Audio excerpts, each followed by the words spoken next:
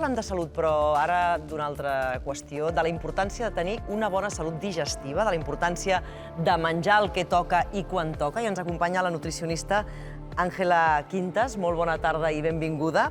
Ha escrit un llibre amb un títol molt clar, ¿Por qué me duele la tripa?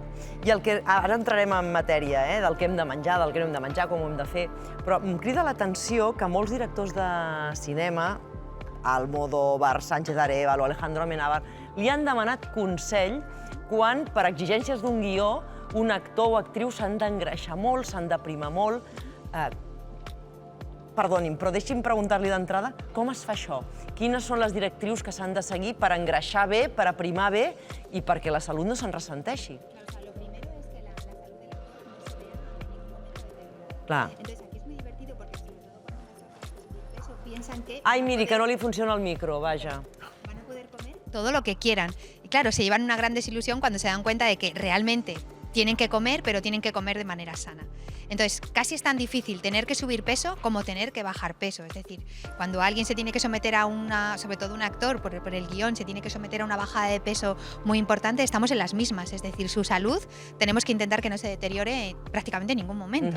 Clar, i quan es recupera el pes, en cas de que l'actor s'hagi hagut d'aprimar, això també requereix, entenc, d'un procés lent. És a dir, no se li pot dir a l'actor i ara afarta't, menja y disfruta de tot el que t'hem privat durant tot aquest temps. No, claro, o sea, tiene que ser un proceso que está muy controlado. Por ejemplo, nos hemos encontrado casos en los que teníamos un actor que tenía que subir peso, por ejemplo, en el caso de Manuel Burke, que hicimos unas analíticas y vimos que, bueno, que no estaba para subir peso. Primero tuvimos que normalizar esas analíticas, luego subió, creo recordar, como unos 20 kilos y pasó algo muy bonito, y es que cuando ya tenía ese sobrepeso, sus analíticas eran mucho mejores que como estaba al principio. Mare meva. Entonces, claro, hay que ir, pues eso, muy poco a poco y vigilando todo el rato lo que están comiendo. Anem al títol. ¿Por qué me duele la tripa? Ens hem de començar a preocupar quan notem molèsties, diguem, una mica continuades? Claro, o sea, no es normal que nos duela la tripa. Claro. O no es normal que nos acordemos de nuestra digestión todo el rato. Eso no es normal. O sea, si nosotros nos hinchamos como un globo, tenemos malestares continuos a lo largo del día, pues esto no es normal. Es decir, no podemos mirar para otro lado cuando esto está pasando. Entonces, lo primero que tenemos que hacer es intentar buscar cuál es la causa de ese malestar. Y luego, por supuesto, intentar ponerle remedio. De tota manera, tinc la sensació que cada vegada tots plegats estem més sensibilitzats per menjar bé. Hi ha una cultura cada cop més gran del menjar bé, un interès creixent per aquest tipus de llibres, per fer uns esmorzars més saludables, també a l'hora de sopar, abans d'anar a dormir, les digestions que no siguin pesades.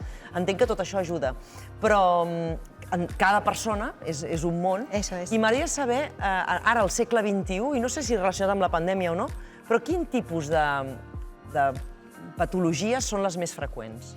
Pues en el libro yo las he dividido por capítulos. Es verdad que cada vez oímos más hablar, por ejemplo, del Helicobacter pylori o de la hernia de hiato o del déficit de DAO o de las intolerancias, ¿no?, que ahora son tan comunes. Intoleràncies a tot. Intolerancia a la fructosa, a la lactosa, de la celiaquía. Es decir, el problema es, una vez que a mí me han detectado una de estas patologías, yo tengo que seguir nutriéndome de manera correcta. Por ejemplo, si yo soy detectada de una Candida albicans estomacal, que la cándida es un hongo que lo que hace es que ha crecido de ese reservorio que las mujeres tenemos en la vagina, porque casi siempre son mujeres, y lo que ha hecho ha sido que ha colonizado otras zonas donde no debería de estar. El problema es que esa cándida se alimenta de azúcares. Entonces nosotros tenemos que dejar de darla de comer.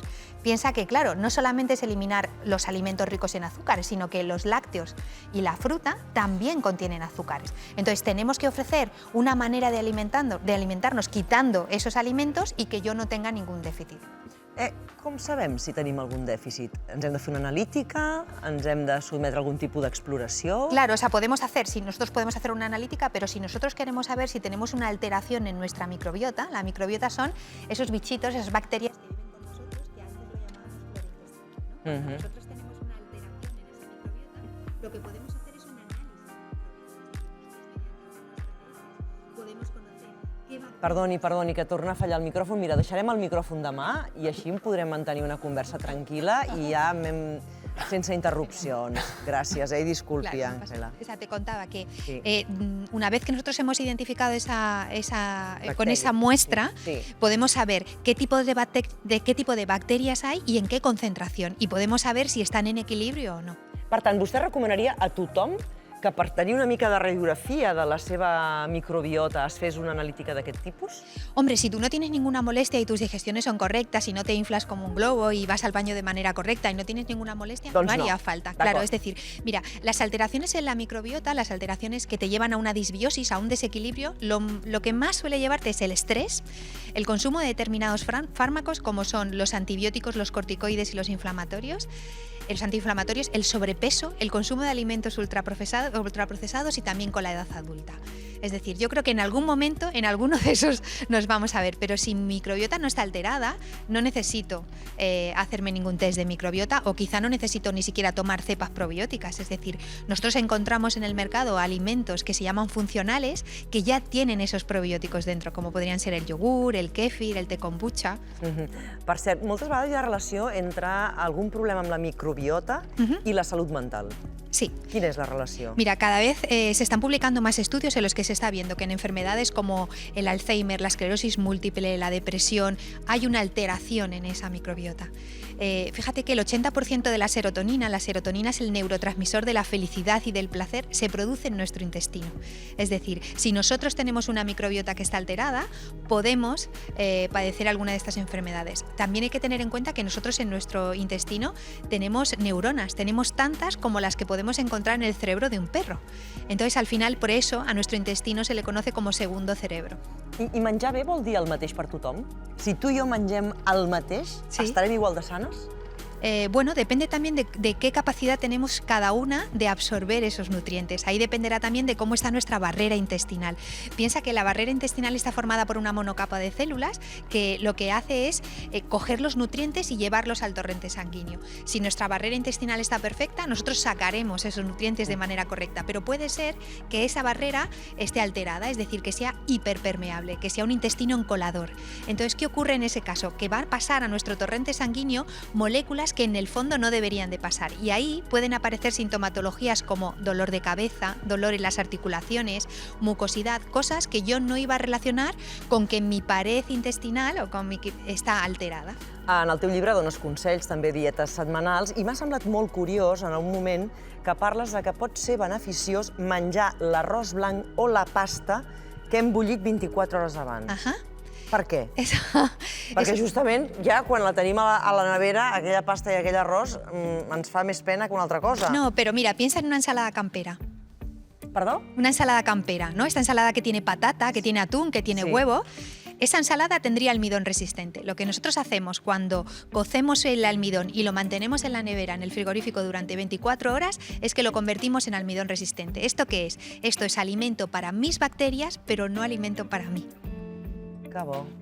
Que Entonces, intens. hay maneras de hacerlo. Clar, hi ha alguna cosa que vostè, doctora, ja hagi deixat d'aprendre i que no mengi mai perquè, doncs, per una qüestió de salut, que d'entrada ens volgués recomanar ja abandonar? Claro. A ver, yo intento evitar totalmente los alimentos ultraprocesados. Es decir, yo siempre digo que si vamos al mercado y compramos carne, pescado, frutas, verduras, ahí no hay que leer etiquetas y seguro que no estamos tomando ni grasas que no son buenas ni azúcares ocultos. Es decir, cuando vamos a un supermercado siempre tenemos que estar dándole la vuelta mirando las etiquetas, pero cuando vamos al mercado y tenemos la suerte que donde vivimos hay un mercado casi en todos los barrios, es una manera maravillosa de alimentarnos y tenemos que aprovecharlo del lugar en el que vivimos. Per cert, ara que està tan de moda, què en pensa del dejuni intermitent?